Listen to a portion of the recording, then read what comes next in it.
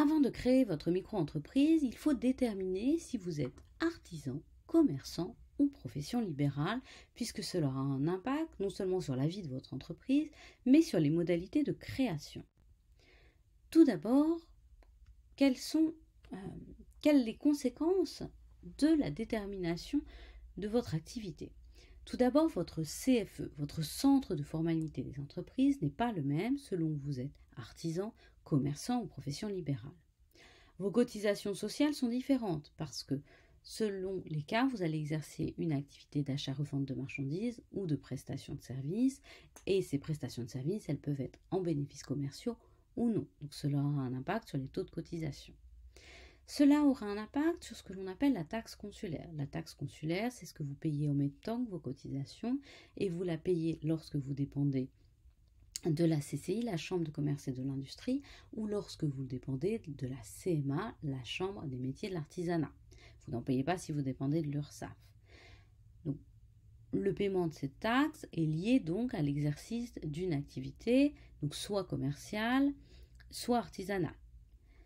Cela change aussi les conditions pour devenir micro-entrepreneur, votre catégorie, puisque dans certains cas, un diplôme est exigé pour exercer en micro-entreprise. Et enfin, cela change votre enregistrement aux différents registres, puisque si vous exercez une activité artisanale, vous êtes inscrit au registre des métiers de l'artisanat, et si vous exercez une activité commerciale, vous êtes inscrit au registre du commerce et des sociétés. Si vous exercez une activité libérale, vous n'êtes inscrit à aucun registre. Donc cela a un impact aussi sur ce point. Alors tout d'abord, qui sont les commerçants ? Ceux qui sont commerçants, c'est ceux qui ont une activité d'achat de biens pour les revendre en l'état, d'activité de vente de certaines prestations de services. Donc on peut très bien être commerçant et vendre des services. On vend des biens, mais on peut aussi vendre des services, par exemple certaines agences immobilières, l'hôtellerie, la restauration, certaines entreprises des spectacles, des activités de sécurité, des activités de location. Et ce sont enfin les personnes qui ont une activité industrielle. Alors, les activités industrielles, elles se distinguent des activités artisanales parce que les activités industrielles, c'est une machine qui fabrique les objets. Alors que pour les activités artisanales, c'est la main de l'homme, la main de l'artisan. Donc du coup, les artisans ne sont pas des commerçants et les activités industrielles ne sont pas considérées comme artisanales, mais elles sont commerciales. Dans ce cas-là, lorsque l'on est commerçant, on est enregistré au RCS, au registre du commerce et des sociétés, et on peut disposer d'un document qui prouve cet enregistrement, c'est l'extrait K. On connaît tous l'extrait de KBIS. Alors l'extrait K, c'est un peu différent parce que l'extrait de KBIS, il n'est valable que pour les personnes morales. L'extrait K, en revanche, il est valable pour toutes les personnes physiques qui sont enregistrées au registre du commerce et des sociétés. C'est votre cas si vous êtes en micro-entreprise. Sachez aussi que votre CFE, votre centre de formalité des entreprises, c'est la Chambre de commerce et d'industrie, la CCI.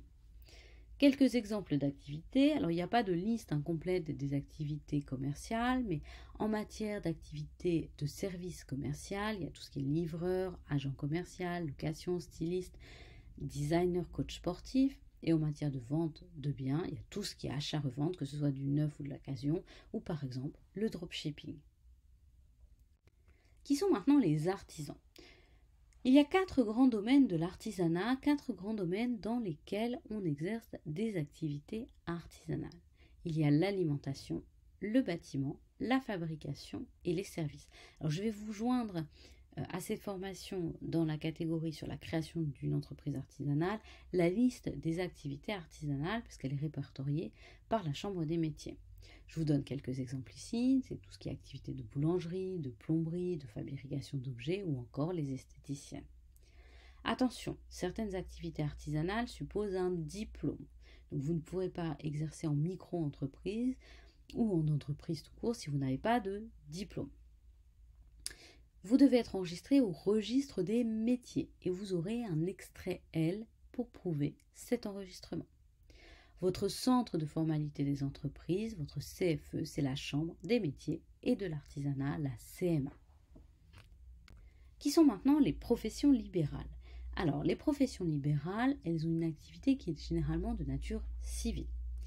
elles exercent le plus souvent des prestations intellectuelles. On donne comme exemple les architectes, les géomètres, les maîtres d'œuvre, les psychologues, les psychothérapeutes, les ostéopathes, les chiropracteurs, les diététiciens, les consultants, les ingénieurs conseils, les guides conférenciers, les guides de haute montagne, les moniteurs de ski ou enfin les traducteurs. Sachez que les professions libérales réglementées, les professions de la santé, de la justice, des assurances et les experts comptables ne peuvent pas exercer en micro-entreprise. Ils ont l'interdiction de le faire. Votre CFE, votre centre de formalité des entreprises, si vous êtes une profession libérale, c'est l'URSSAF. Voici, j'espère qu'avec cette vidéo, vous avez pu déterminer quelle est votre activité et dès lors passer à la création elle-même selon votre activité. Je vous retrouve tout de suite pour la suite de cette formation.